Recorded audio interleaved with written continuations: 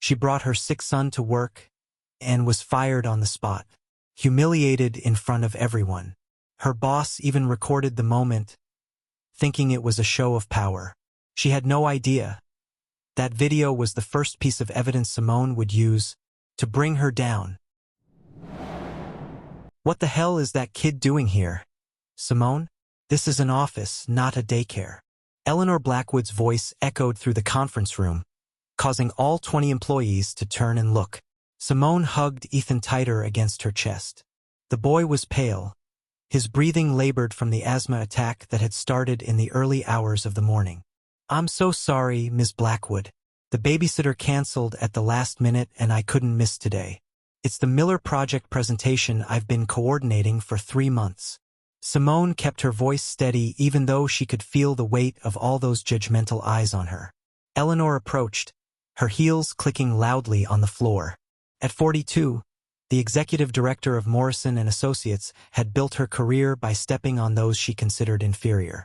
Her privileged white skin had never faced a single barrier that Simone knew intimately. "Company policy is clear. No exceptions. You're fired. Effective immediately." She turned to Simone's colleagues. "Let this be an example to you all. Professionalism above all else." Simone was only 29 when she discovered that 6 years of total dedication to Morrison & Associates could be destroyed in 30 seconds of public humiliation. She had worked weekends, holidays, missed Ethan's birthdays, all to prove she deserved to be there. Her black skin always made her work twice as hard to get half the recognition. Ethan started coughing, a dry sound that made Simone quickly grab the inhaler from her bag. Her hands trembled, not from nervousness, but from contained anger. She had lost 3 hours of sleep the night before in the emergency room, while Ethan struggled to breathe. The only option was to bring him with her or lose her job for missing work again. "Breathe with me, sweetheart. Slowly," she whispered, ignoring the impatient glances around her. "See," Eleanor gestured dramatically. "This is exactly why single mothers don't work in high-powered corporate environments. They always have divided priorities." Daniel, sitting in the third chair, looked away. Simone had saved his career 3 months ago when he made a mistake that would have cost the company $200,000. She worked all night to fix it without asking for credit. Now, when she needed a word in her defense, he was studying her shoes as if they were fascinating. "Security is coming to escort you out," Eleanor smiled with cruel satisfaction. "And make sure you return your badge and company car keys." The silence in the room was deafening. Sarah from accounting coughed nervously. Liam from marketing fiddled with his cell phone. They all knew that Simone was the most competent employee in the company. She had increased the department's efficiency by 40% in the last year. But standing up to Eleanor meant risking their own jobs. As she gathered her personal belongings from her desk, Simone noticed something no one else did. Eleanor was recording everything on her cell phone, probably to post on her social media about effective leadership and maintaining professional standards.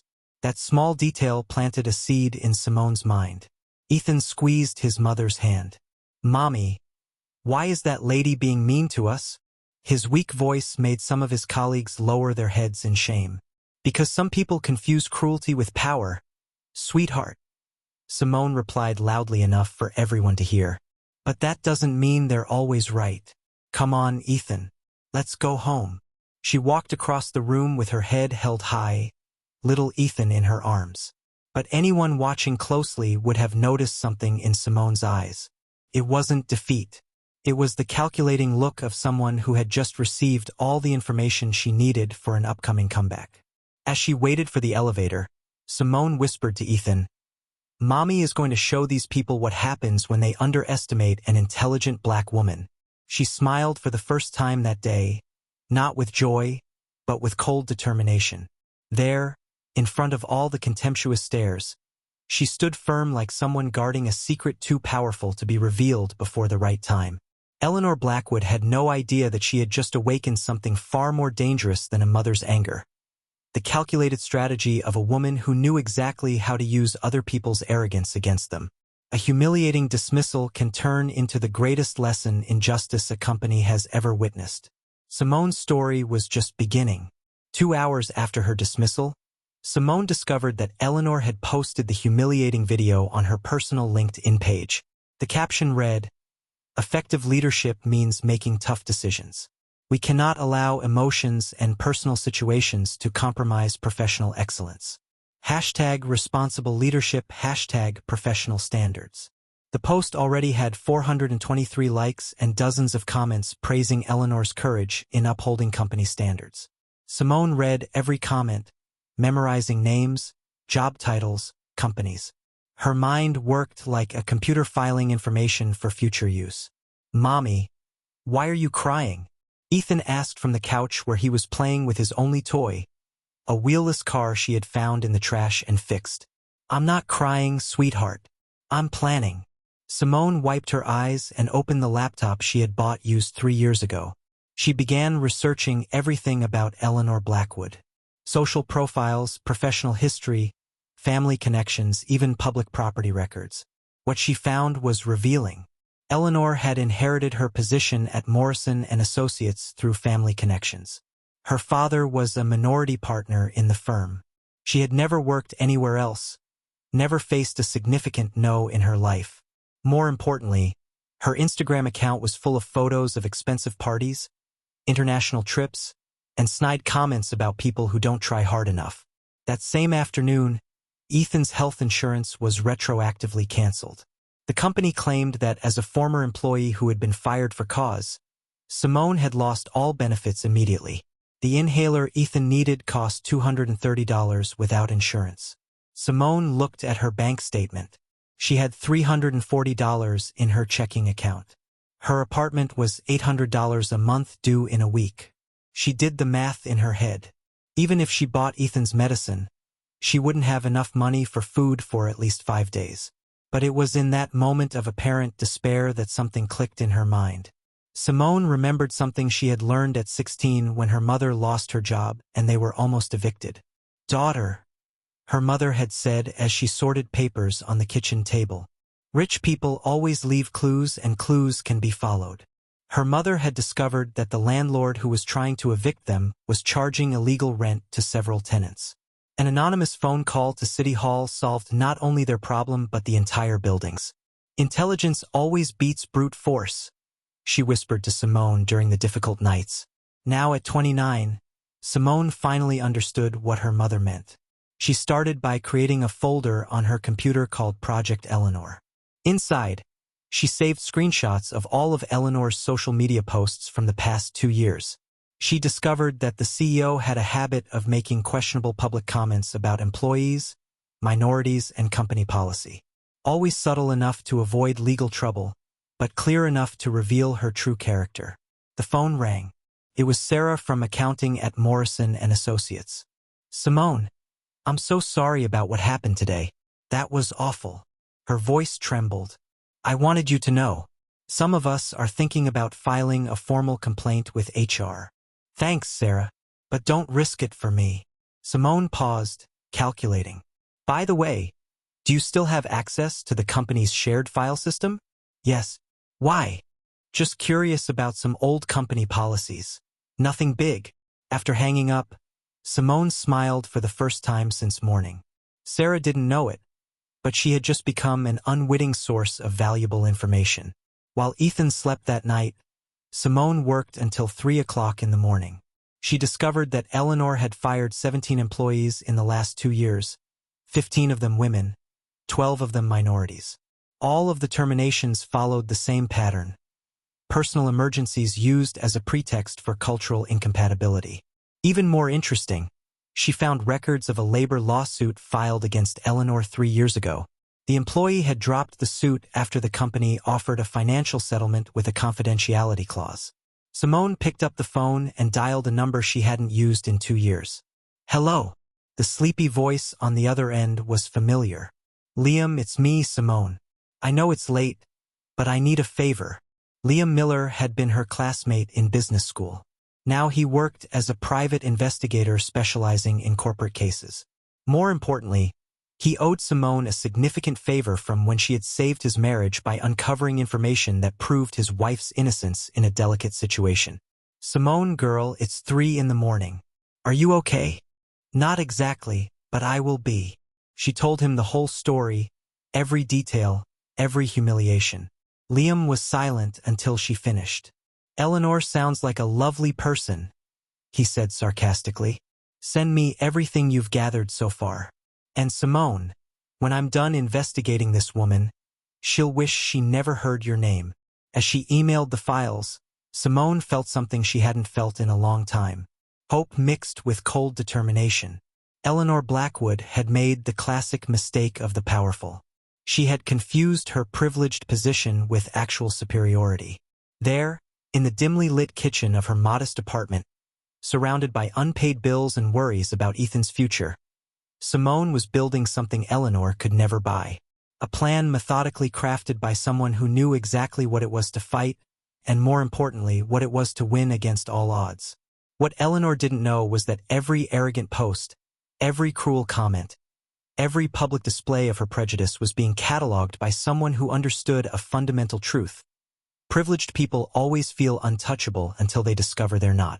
A week after she was fired, Simone discovered that Eleanor had gotten her blacklisted among the city's consulting firms. 3 job interviews were canceled at the last minute, always with vague excuses about budget changes or department restructuring. The 4th company was more direct. Look, I'm going to be honest with you, said the HR manager, a middle-aged woman with a sympathetic look. I got an informal call about your work history. I can't officially consider it, but I can't completely ignore it either. Simone left that interview with crystal clear clarity. Eleanor hadn't been content to just fire her. She was actively sabotaging her chances of rebuilding her life. That same afternoon, Liam called with information that made Simone's blood run cold. You won't believe what I found. His voice was a mixture of anger and disbelief. Eleanor Blackwood has a pattern of behavior that goes back 10 years. 15 employees fired, all minorities or single mothers. And here's the interesting part. She documents everything. Liam had discovered that Eleanor kept a digital personal file with photos, printouts of conversations, and even secret recordings of employees she considered problematic. It was as if she collected trophies of her victories over vulnerable people. She has photos of you in the file, Simone. Photos taken secretly during meetings, mean comments about your appearance, speculation about your personal life. It's sick. Simone closed her eyes, feeling a mixture of disgust and cold determination. How did you get access to this? Let's just say private investigators have their methods. And Eleanor isn't as smart as she thinks she is about digital security. Liam paused. There's more. She has a private WhatsApp group with other female executives in the city. They share information about employees they want to neutralize. It was exactly what Simone needed to hear.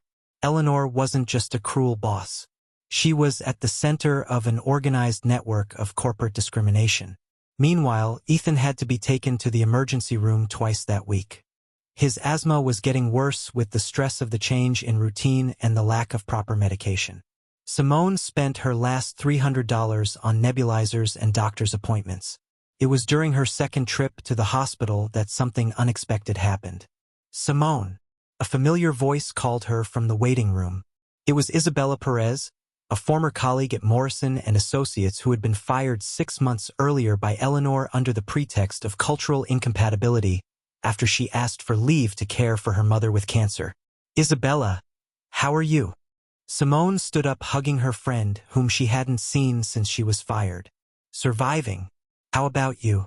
I heard that Eleanor. Well, that she did the same thing to you that she did to me. The 2 women talked for 2 hours in the hospital cafeteria. Isabella told Simone details she didn't know. Eleanor had spread rumors about her emotional instability to other companies. She had deliberately created stressful situations to force mistakes. She had even sabotaged Isabella's important presentations to justify her dismissal. You know what hurts me the most? Isabella said, stirring her cold coffee. It's that she does this because she can. Because she knows that women like us don't have the resources to fight back. What if I told you that maybe we have more resources than she thinks? Simone asked calmly. Isabella looked at her curiously. What do you mean? Simone told her about Liam, about her discoveries, about Eleanor's secret file.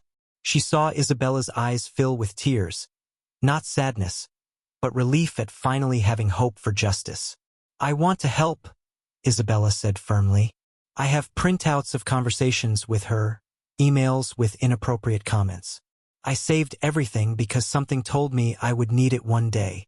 That night, Simone created a WhatsApp group called Project Justice. In addition to Isabella, she got in touch with 4 other former employees of Eleanor. Each had her own story of humiliation. Each had kept evidence. What Eleanor didn't know was that her obsession with documenting her victories over vulnerable employees had created a trail of evidence that was now being compiled by someone far more intelligent and determined than she could ever have imagined. Liam sent a message that night. "Simone, I got access to the company's financial records. Eleanor is embezzling money from the training fund to pay for her personal travel. We've got her."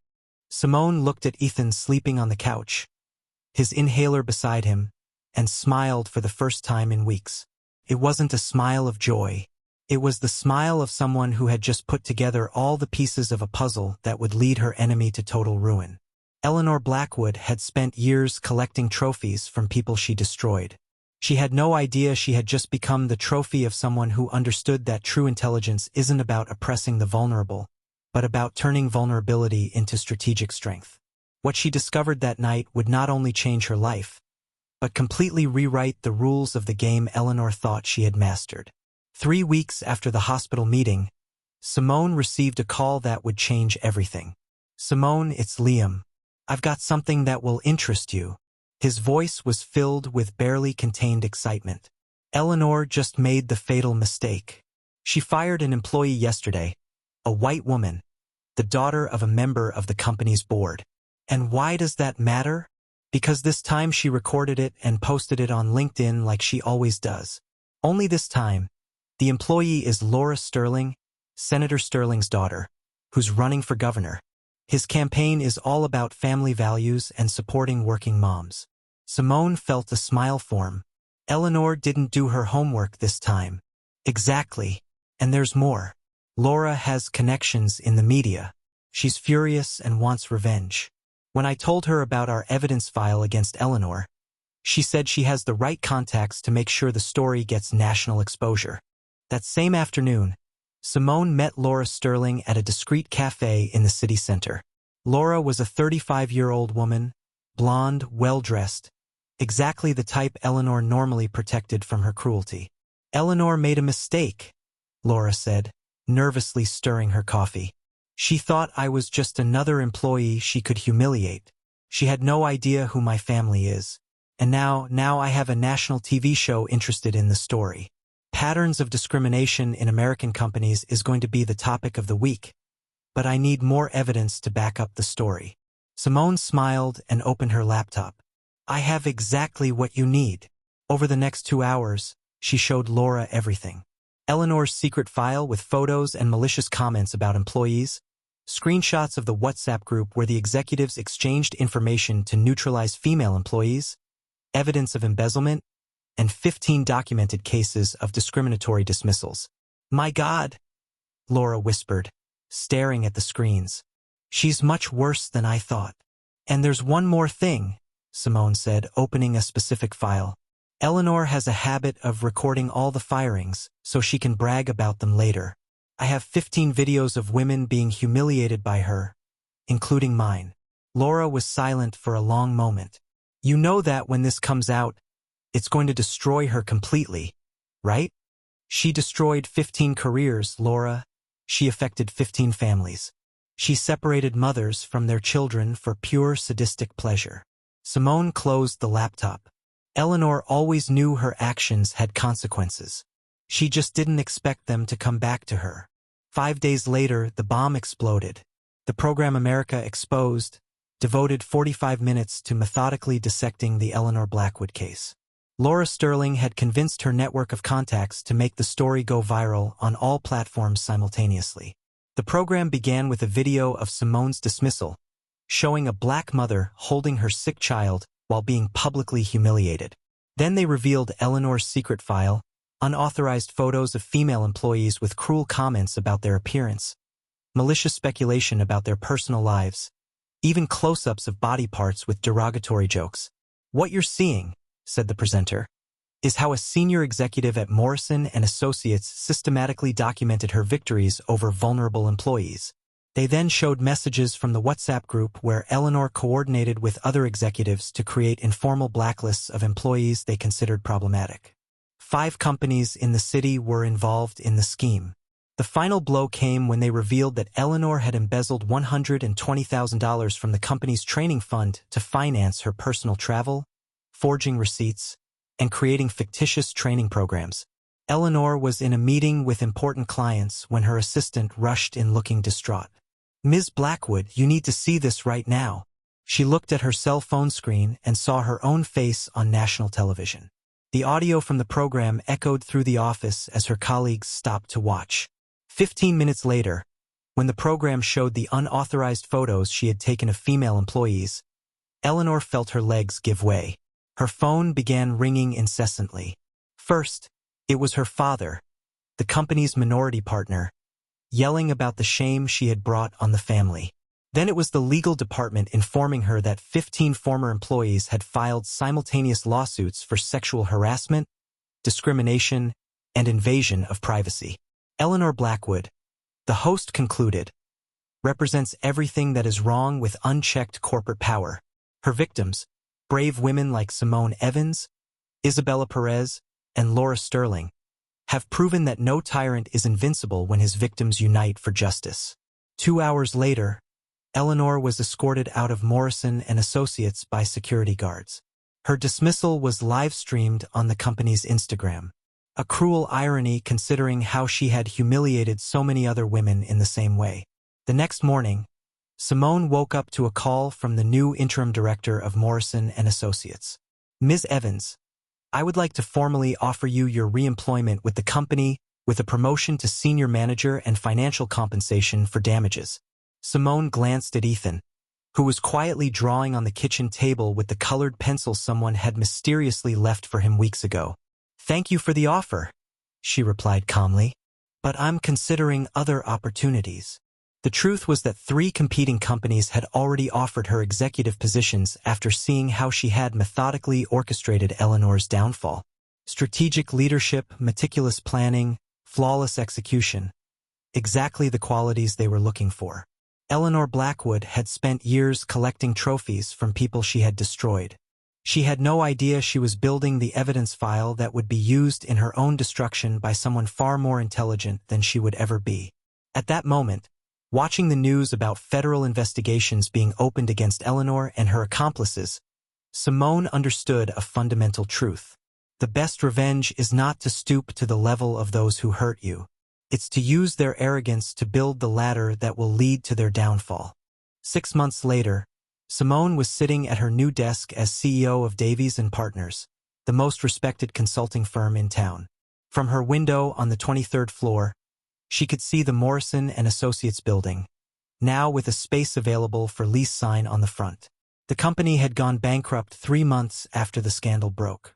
15 simultaneous lawsuits, a federal investigation into systematic discrimination, the cancellation of million-dollar contracts, and the discovery that the blacklisting scheme involved 5 other companies in the city.